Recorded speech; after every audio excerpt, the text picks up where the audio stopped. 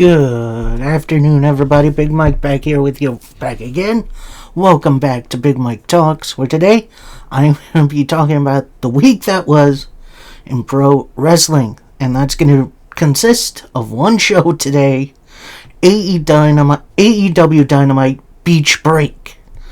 No TNA Impact. I did watch, but I got in a little late, so I missed more than a bit of the show, so not covering that for now. Instead, we're just going to focus on Dynamite. So sit back, relax, and let me regale you of the story of Beach Break. And story doesn't start with any sort of moment or anything. It starts with an opening shot of the venue, which is like not a sound stage, but it's an outside venue. I'm not sure what you would call it.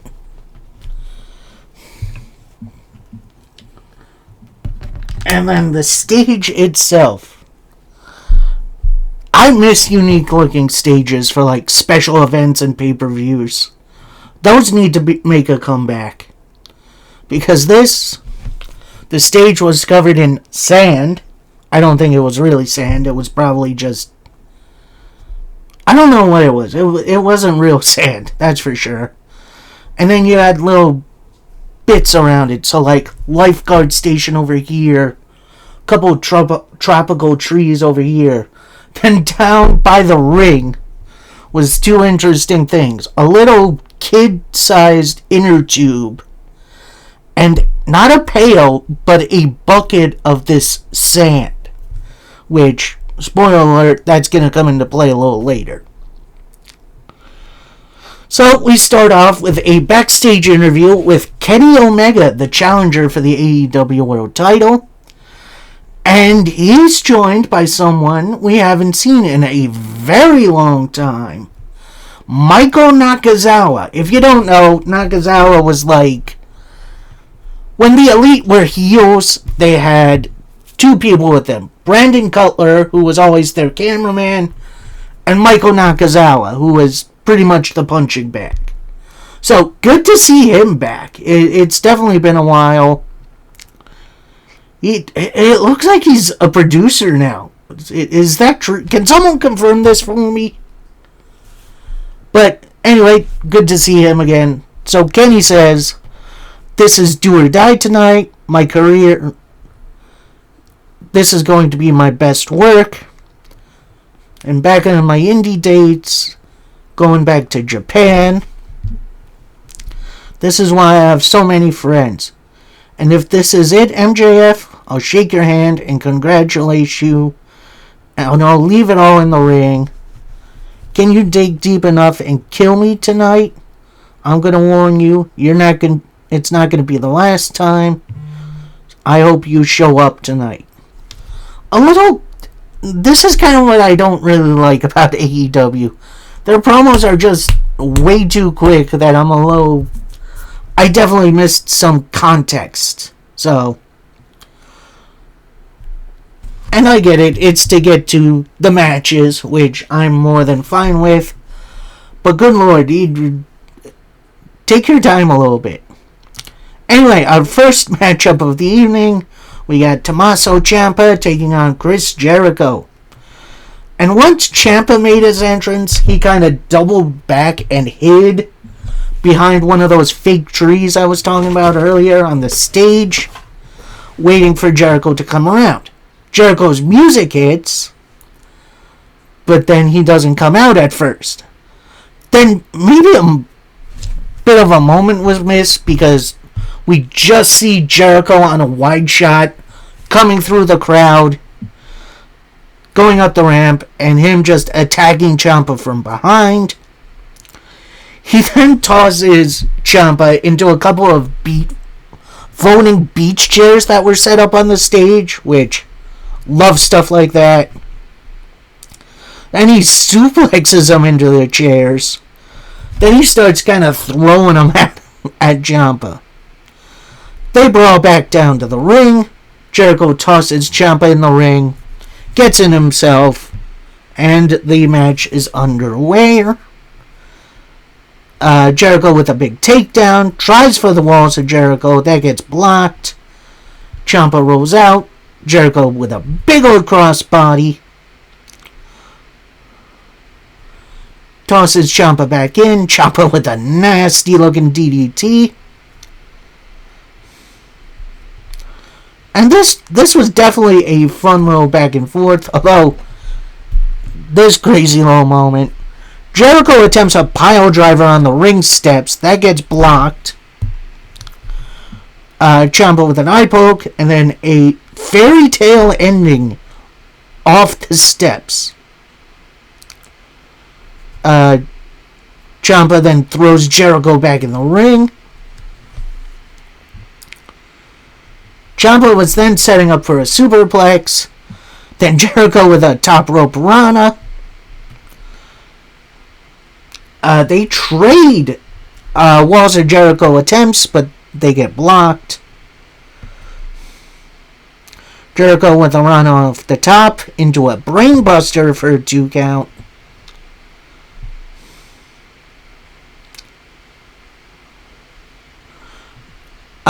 Then Jericho locks in the Walls of Jericho. Ciampa doesn't go for the ropes. He goes for the bucket of sand.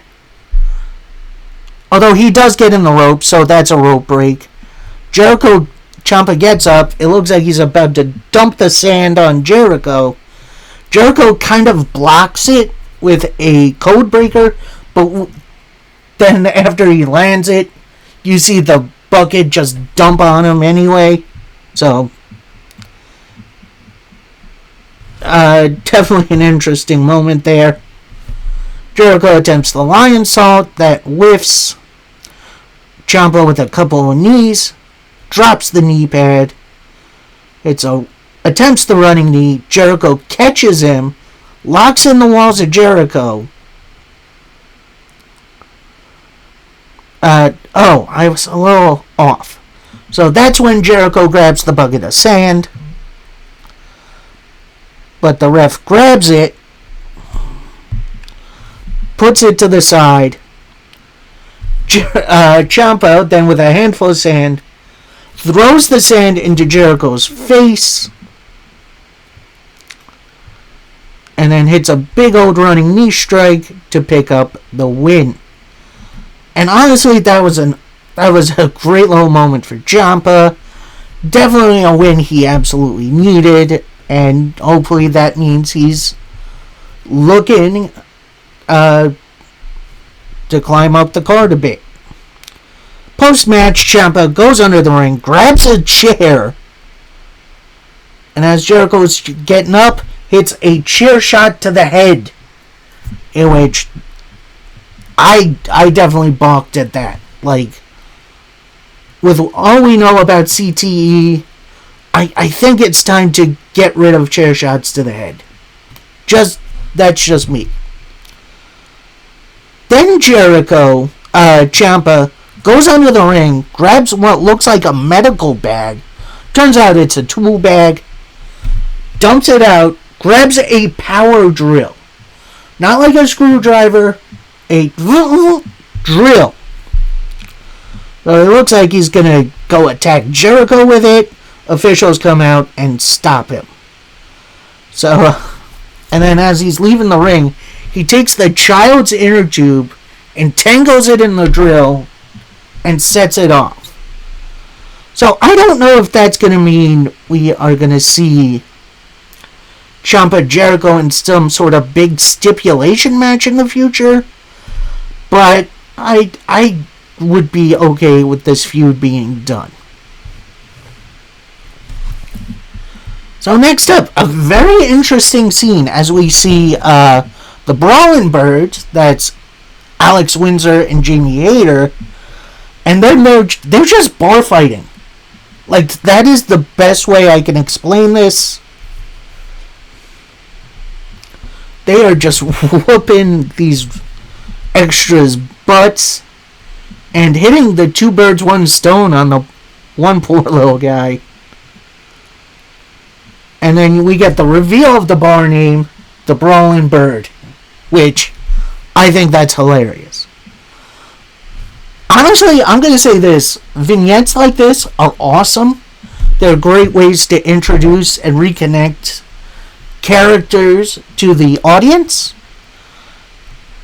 And honestly, that was a very unique thing to see. I like it. Let's do more of that, AEW. And every other promotion in the world. Why not? So, anyway, we go backstage for a Will Ospreay interview. Actually, he's not even backstage. He's in the parking lot. He says, I'm obviously pulling for Kenny Omega. He's the best to ever do it in our generation. But I'm also keeping my eye on Max. No matter what happens. At that point, MJF walks in and says to Ospreay, you judgmental twat. You've never won this. I don't need a relationship with Omega to hold the AEW World Title. Living through the golden age of AEW because of me. And I'm a star that checks every single box. And All In, just because the people want it, All In shouldn't be Omega versus Ospreay. And after tonight, Kenny Omega never challenges for the AEW title again. And at All In, I'm going to put you out in front of the people you love.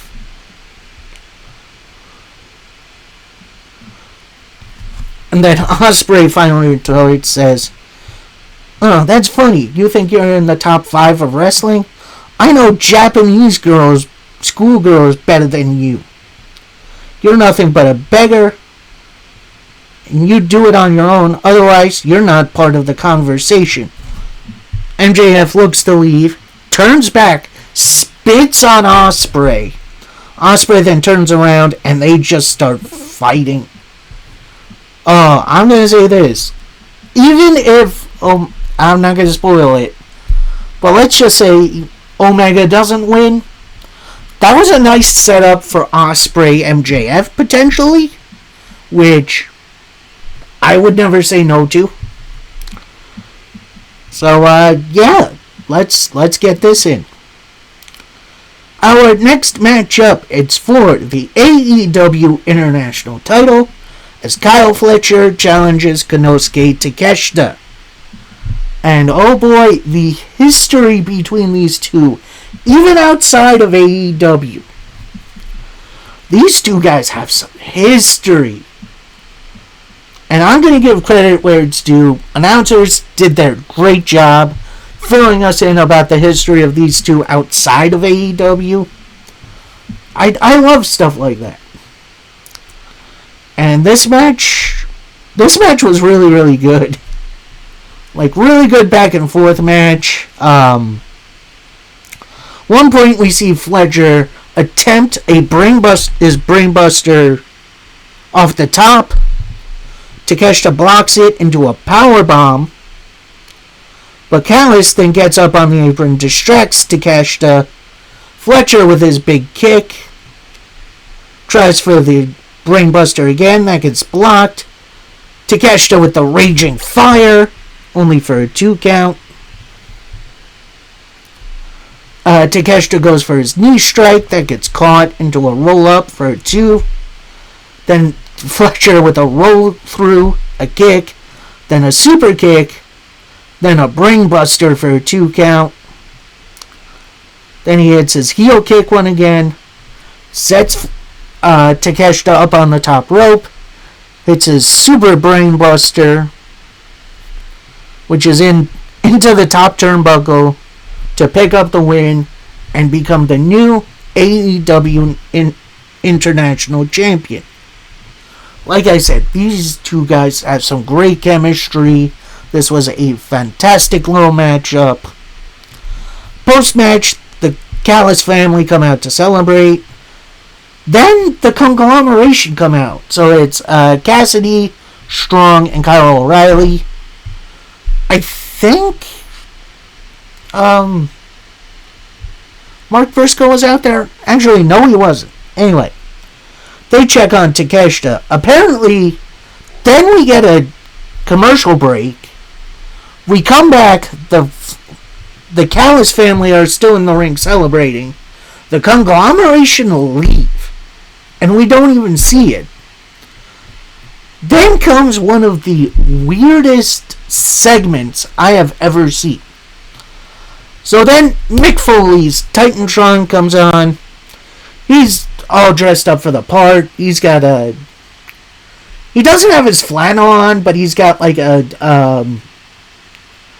oh god, what is that brand name? I'm forgetting the brand name of the shirt. So he comes out, he grabs a microphone, and he starts interviewing Kyle Fletcher, which, okay, one, having him be an interviewer, not the worst idea. But this was one of the weirdest segments, I think, in AEW history. So Foley starts talking about the match that just happened. Then Fletcher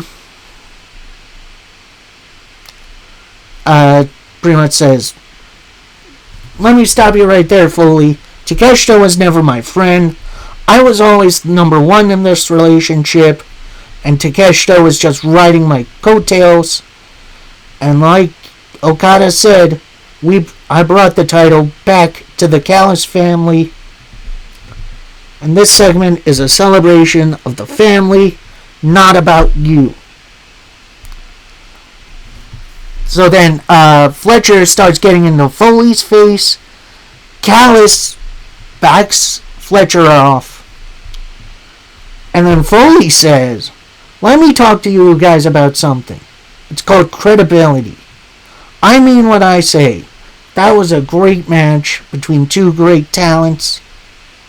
I was never here to take attention away from you. But let me show you my shoes," where he has pictures of two of his pets.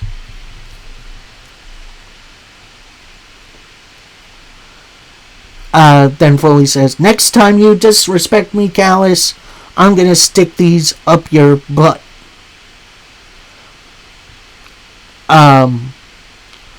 Then Callis introduces Kevin Knight for whatever reason. Knight comes out, congratulates Fletcher, says, "Welcome to the club. Fletcher has held gold in AEW before." I'm like, yeah, he was TNT champion for a bit. Anyway. Then Kevin Knight talks about him going after the AEW title again, saying whether it's MJF or Kenny Omega, Jet 2 Belts is on its way. Then this brings out Andrade El Idolo, saying, "I just want the best of the Callis family. You promised me a title match. Well, I promise to take whatever belt you throw at me." So Callis says to Andrade, "Tell you what, you want a belt? If you beat Jake Doyle next week, the week after, you can have challenge Mark Davis for the national title." Andrade then says, "I have one question for you. How you know?" Then he starts taunting the Callis family. He runs off. Then Kevin Knight, Brian Cage, and Jake Doyle follow him. So then we cut to backstage. They're looking for Andrade. Darby Allin comes from behind a crate or something, skateboard in hand, starts walloping the dudes. Numbers are too great. Then we have Cage holding the skateboard, Doyle and Knight holding Darby. Cage goes for the shot. Skateboard explodes. Cuts over to Andrade, who's holding a controller, saying, "How do you know?" And they all just start brawling. So, I'm going to say this. One, I am not a fan of promo trains. And that was what that was. Just one guy says one thing, another guy comes out. It's annoying. I don't like it. And it makes Foley segments seem pointless. I don't know. Look, I love Mick Foley, fellow Long Islander. But there's got to be something better we can do with Foley than him starting promo trains. This cannot be regular. This cannot be the norm.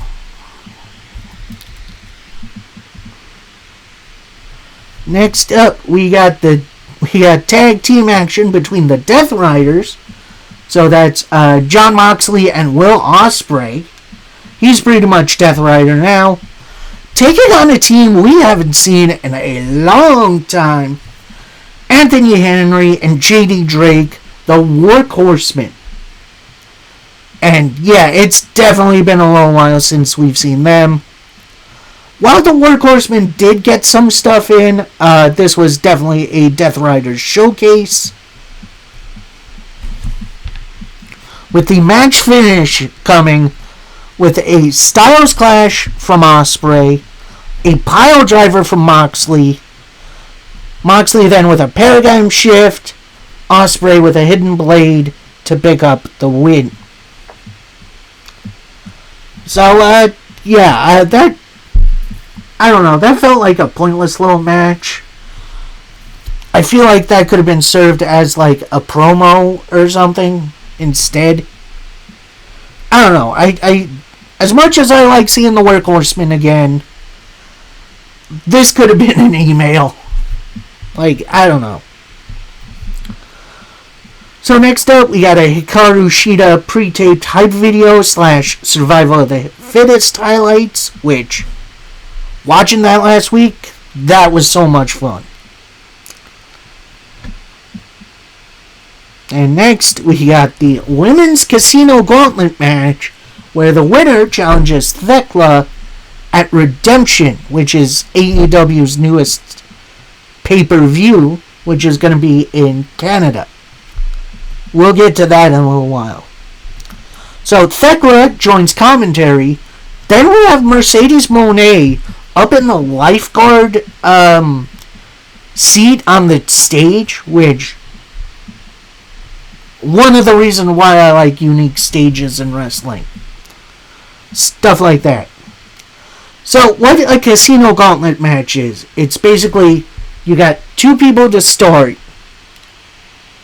Then we have entrants coming in at timed intervals. However, instead of elimination, it's one fall to a finish. So this match could be done within the first two competitors. And our first two, Athena, the current ROH Women's Champion, and Maya World. And these two kick the crap out of each other.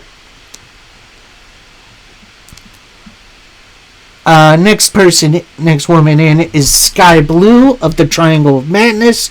She comes in with a kendo stick. Apparently this is no DQ. This match type is no DQ, which is news to me. She starts swinging that kendo stick around, but eventually the numbers catch up. Next woman out to the ring, Mina Shirakawa. And, she definitely shows out for this. Next woman in, a woman I am not super familiar with, but it's Rita, I'm not sure, because she didn't get a match graphic. But she is from Stardom, so a little bit more Forbidden Door stuff going on. Go back and forth a little bit more. Next woman in is Julia Hart, and she and Sky Blue start teaming up, taking out everybody, including security guards, which, honestly, that's funny. Actually, another funny part, they go over to the, not the commentary table, but the timekeeper's table, pick Justin Roberts, who's the ring announcer, up out of his chair, take the chair out from under him, and start using it. I love stuff like that. It's stupid, but it's unique.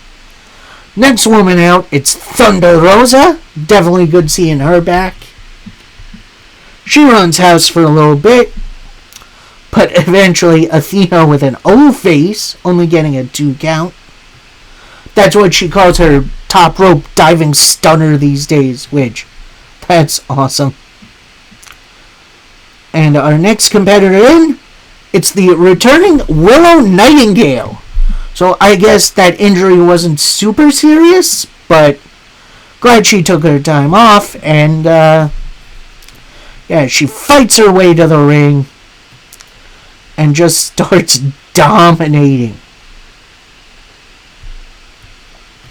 Like, this was a great time. Then after a little babe with powerbomb, your winner, going on to redemption to face Thekla, it's Willow Nightingale. Post-match, then, as Willow is celebrating, Thekla slides into the ring and attacks Willow from behind. At that point, while Sky Blue and Julia Hart were looking on, the Divine Dominion come out from the back and attack them on the ramp. Then we see Mercedes Moné. I don't know how long it took her to get down from that seat, but she's in the ring, uses her Owen Hart title, and takes out both Thekla and Willow. So, that's definitely going to be interesting. Sets up the next couple pay-per-view cycle for the challengers for the women's title. I could even see it being adjusted to have Willow join Thekla and Mercedes in a triple threat, which I wouldn't say no. Then we got this little interesting segment. So, for the past week or so, it's been announced, it's been talked about online that Jungle Jack Perry hasn't re-signed his contract with AEW, in which a lot of people were thinking, oh, he's going to leave. Then we get a whole segment pretty much saying, yeah, he's not going anywhere. Then while sitting with Tony Khan, he signs his contract. I'm going to say this, that's just hilarious, because it's a little bit of a swerve. I guess they kind of turned this into their own story, which I kind of dig. I do wish it went on a little longer, though, because I was laughing at him. Then we go to a Speedball Mike Bailey interview backstage where he says, Callis has taken so much from me over the years, but Mark Davis, on Collision, I'm taking that national title from you. So, Mark Davis and Speedball Mike Bailey, sign me up. And now we make it to our main event of the evening. It's for the AEW World title. We got Kenny Omega challenging Maxwell Jacob Friedman. And I am not going to give you much details on this, because I want you to watch this for yourself. These two guys have some great chemistry. Part of it, they're fighting in the crowd. But eventually, after a bunch of actually before that, MJF grabs the title belt, goes for a belt shot, but then MJF falls short. Omega picks up the belt, looks like he's about to hit MJF, then he drops it, the ref takes it, MJF with a low blow, and then takes the belt, hits a belt shot, only gets a 1 count. Then Omega with at least 3 V-triggers and a 1-winged angel to pick up the win. And as soon as he hit that, I felt elated. That was the happiest I've been in a long time, seeing Kenny Omega win the AEW title once again. And like I said, if you got, I don't know, this was about half an hour. So if you got a little time after dinner later tonight, go check it out. Because this this might be match of the year contender.